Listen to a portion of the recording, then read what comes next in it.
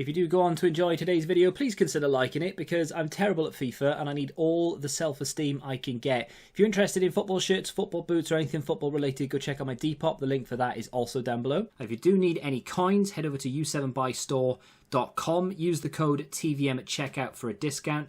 The link is in the description. What is going on, guys? TVM here. Welcome back to another day and another game where we are going to go into the league against Leeds. We will then play the return fixture against HIBS. I'm not a massive fan of doing that, to be honest. Is it HIBS? Have I just completely butchered? Yeah, it is HIBS. I don't know if I want to play HIBS or whether we should, because I can't skip all the way to Inter. It's just too far. And I mean, I guess I could skip the group and go into the game against Watford. I don't know, we'll see what happens. I probably will just play HIBS, to be honest, and give the second string a run out. We beat them 6-0. The biggest story, though, the biggest story since we've been away is Inter. We beat Inter. Should have showed you this game. Honestly, didn't expect to be able to do it, but we beat Inter and Arsenal back-to-back in the league with the tactic that you just caught a glimpse of. Now, the reason I want to play Leeds is because they beat us in the Carabao Cup. I did play a weakened team, so it would be nice to go in there and beat them. We do have their Rafinha, of course, and Ryan Kent tore us a new one in that cup game. But, yeah, I should have showed you that Inter game. I don't know why I didn't, to be honest. I think it was just because it was too close to where we were originally and I hadn't skipped too far. But we will play them again, and we'll be there on the 14th of December, which ironically is tomorrow, but in 2023. So we'll play Manchester City and Inter in the next episode. But for right now, we do have Leeds to contest. We've done all right. We haven't lost. We've lost one game in the league against Leicester, but we haven't lost since the last time you saw us. 0-0 against Villa in the last game. Bit disappointing. Couldn't really create anything. We've only got one striker in this system. So I am leaving Onuachu and Firmino out, and Adeyemi is playing at the moment. Everton, we went 2-0 down, so I was actually very pleased to come out with a win there, a draw, sorry. We beat Arsenal and Inter, like I said. In the league itself, we do have a game or two in hand over the teams above us. Chelsea, Man City and Arsenal have all played 11. Not focused on Liverpool and Man United. They're a little bit too far ahead. Obviously, it would be amazing to try and compete to win the league, but I don't care about that right now. It's sticking with that European group pack. Europa League, Champions League, doesn't make a difference. I just want to get into Europe, and obviously we just need to play as best as we can. So if we are to win our 2 games in hand over the 3 teams above us, we will go above them, which is very nice. So we do need to pick up some points here against Leeds. This is one of our games in hand over Chelsea, Man City and Arsenal. I say that, Man City have just played Newcastle and drawn 0-0. Newcastle are a weird team. They've got all that money and they just don't... They've bought players. They just don't seem to be using it. The other weird team, Leeds last season, were... Can we go and have a look where they finished last season? 5th. This season, they are down in 16th place, which is shocking. I think it might be down to the fact that I bought their best player and they have European football, so they're juggling an awful lot. The team to play Leeds, this is the system. It's very similar to the system that we had, or a system that we've had. The only reason why I wanted to try it was we weren't really winning games comfortably. We weren't dominating teams. We weren't getting as much possession as I wanted. And I thought, what better way to win more games than to not use more attackers, but to just attack the wings a little bit more. So Telles Magno, a natural winger, Rafinha, a natural winger. Let's push him out wide. Let's bring one of the centre-backs up into the midfield to sort of give us that man in the midfield there, so there's not a massive space in between the defence and the midfield. And let's go at teams and try and actually score goals rather than sit there and pick them apart and hope that we get the odd chance here or there. We are still playing a relatively high line, offside trap and such, but we are still playing lower tempo, shorter passing. We're trying to exploit the flanks now. We are still working the ball into the box, etc. But what we're trying to do now is get Rafinha and Telles Magno a little bit more involved. Magno in particular having a very good season so far. 4 goals, 2 assists in 9 games. He's got 9 in 9 all competition with 4 assists. Big return from him. Adeyemi's just started scoring as well. He, not in the league, granted, but he has scored 3 goals in the Europa League. I think one of them came against Inter and the other 2 came against HIBS. Firmino, only a matter of time before he kicks off at not being able to play. Petagna's just requested to go out on loan. Then he got injured. But without any further ado, let's get into the game. So Leeds' team is, I don't recognise that many of them, to be honest. Rodrigo's still there. Calvin Phillips is still there, which is a bit of a surprise, to be honest. And they don't appear to have Ryan Kent, which is huge, to be honest, because he ruined me in the Carabao Cup. So this could be straightforward, hopefully. Our form, quite good. We've not lost in our last 6, I think, in the league. Leeds' form, indifferent, to say the least. I would be very interested to see if Ryan Kent is injured. Oh, sorry, I do apologise, because I was playing solo. Let's go sideline. Yeah, be interesting to see if Ryan Kent is injured, because if he is, it would explain Leeds' form in the league. Ball back to Rafinha. Sorry, not plaque. That's not a term I use outside the dentist office. Jorginho into Magno. There was an overlap there. Adeyemi wants it in the middle. Can he play through Pessina in the middle? Oh, that's a poor effort. Very poor effort. Pessina, one of those players that seems to get into decent positions, can't finish when he gets there. Barisic with a corner, near post. It's poor. And Rice is going to clean up back to Pessina. And we've had our first highlight. We've had 3 shots on target in the first 5 minutes. We are a team who are quite dangerous on the attack now. We also hold, for some reason, I don't quite understand how, but we hold a lot more of the ball in this shape than we did in the previous shape. Whether it's because we have bodies coming from all over the place, I'm not sure. Something's happened down here. Rafinha has just been sent off against his former club. That is going to leave a gap. I'm acting quite calm about it. I'm a little bit annoyed, if I'm honest, because now I'm going to have to make him a supporting playmaker to link the midfield to the striker. That it just leaves me with issues now, to be honest. We were on the front foot. Is that going to cost us the game? Rice juggling with it on that right-hand side. Back to Jorginho, who again is shielding the ball into Magno. Rice, bit of room, through to Magno. Just square it or not, just go for goal. That's a really good goal. Thales Magno is quite literally the only reason why we've not lost more games this season. Not because he's the one that is defending, but he is the one that's getting the goals for us. He's scoring quite a few, which is really nice. Good ball from Rice. He could have squared it, but he decided I wanted the glory for myself. So I don't mind. As long as the ball ends up at the back of the net, I don't care who scores. Very, very nice indeed. Considering we're down to 10 men, this is quite good. The other thing, of course, is that we've only technically got 2 centre-backs. Ball played into Godfrey just over the bar. Godfrey, not really known for us to score that many headers. It's been Thales Magno, actually, from corners, even though he's not very good in the air. I said that in previous videos, that I brought on Firmino in one game, or when I bought Firmino, I said that one of the reasons why I wanted to buy him was because Firmino is better in the air than Thales Magno. Thales Magno has a good jumping reach. As you can see, he's got 16 jumping, but he's not particularly good in the air at 12. But from corners, he always seems to get their near post and to glance them on. Do I want to change things? Maybe take off Thales Magno, put a defence player on? But, I mean, we're doing all right.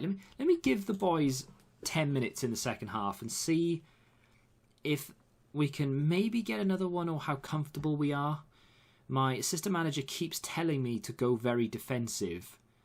They don't seem to be creating an awful lot, do they? They've had 2 shots on target the entire game. Barisic with a corner, whipped into Thales Magno just over the bar, but that's exactly what he does. Runs into that near post, attacks the ball, and somehow scores a lot of goals with his head, even though he only has 12 heading. In the middle then, just under half an hour to go. We may be looking to make a sub in just a second, but we'll see how this highlight goes first. I'm actually quite surprised it's been this comfortable. Magno, through the middle, play it through the middle. No, he goes for goal himself. He could have played through Adeyemi through the middle, and it would have been... that's another thing as well. I'm doing focus play down the flanks now. What I should be doing is underlapping, not overlapping. No, that's overlap anyway. Should we focus play through the middle rather than down the flanks now? That's not focus play anyway. Let's just leave it exactly where it is. I didn't take it off. I should have, because there was no need to focus play down the flanks. There's no one there. Who do we do sub-wise? Pacina needs to come off so Maksimovic can come on. Is Maksimovic better in front of goal than Pacina? So Maksimovic's got 11 finishing, 14 long shots. Pacina has 12 long shots, 12 finishing, so... Look how much he's valued, by the way. 66 to 81 million. Cost me 35. What a bargain. Might be time to bring on Firmino instead of Adeyemi. Onuachu's not going to get a run out this game. We'll leave one sub just for the time being, and we'll see how we get on the final, in the next sort of 10-15 minutes.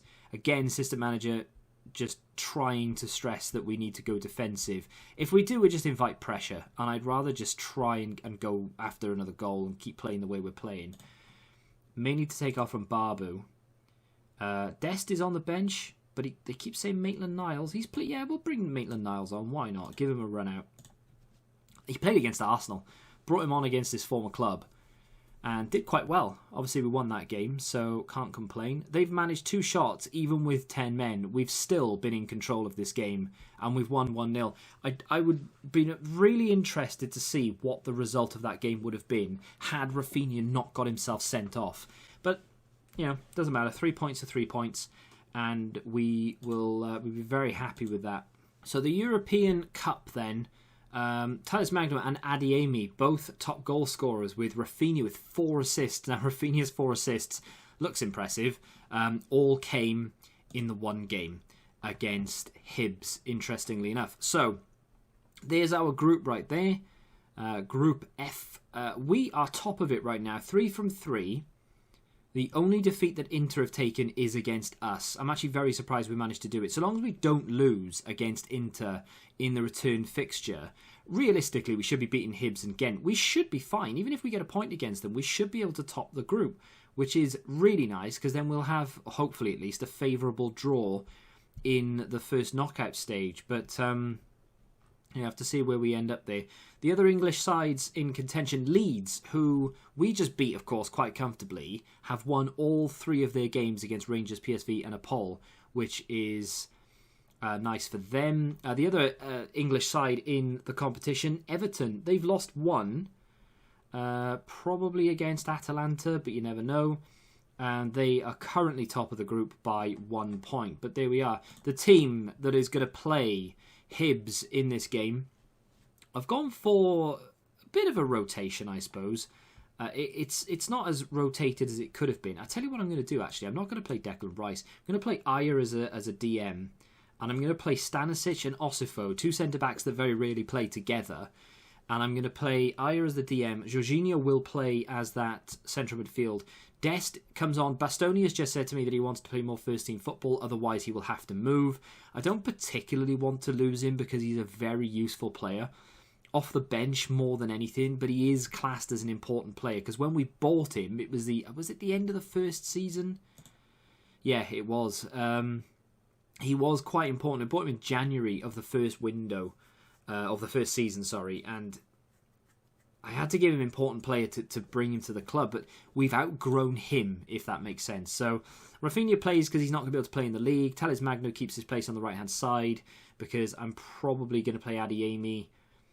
I could play Adeyemi there, but what it is, where it is. And then Nino starts. I do want to give more game time to Paul Onuachu, because he still scores goals. Okay, it doesn't actually look like he does there, but he has got 5 in friendlies. He can still score goals. The only problem with that is that move back into this sort of one striker formation. So he'll have to wait his turn, I guess. Any Hibernian fans out there, you can have a little look to see what the team is. I have absolutely no idea who the majority, if not all, of those players are. So there we are. There's your little look. Let's go straight into the game. We are away, so I'm not taking it too lightly. We have got a very good team out there. Well, by our standards, we've got a very good team. Still gone for the possession-based side of things. I am thinking we will walk away with a win here. We should be winning by at least 2 clear goals, maybe even 3. It's not going to be the most exciting game to watch in terms of, oh, can we overcome this massive giant like it would be if we played Inter, for example. But it was either that or Watford in the league. We might as well have a different change of venue against an opponent that you don't see that often.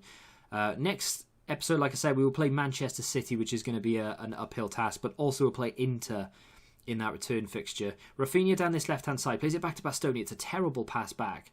There's Osifo, who is capable of playing it with his feet, because that's kind of what he's there for. That's why we bought him. Ball into the box towards Thales Magno, nods it long.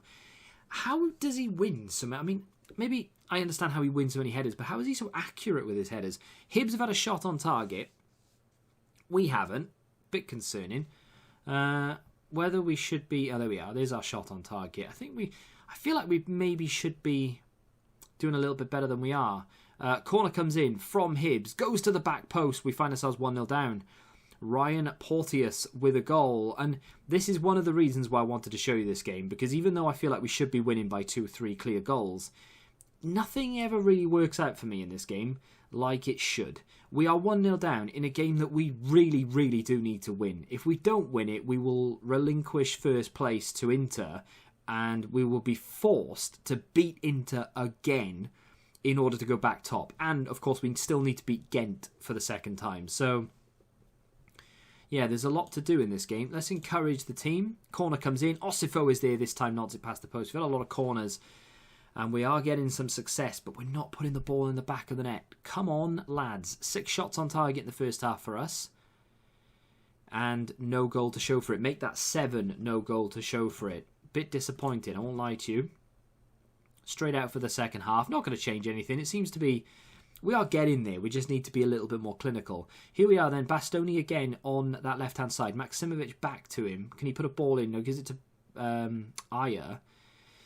And Nisbet's going to get a chance to run at the defence here. Slides for no reason. Didn't need to do that. Osifo picks it up and we can go again. Can we just please get a goal to settle my nerves a little bit?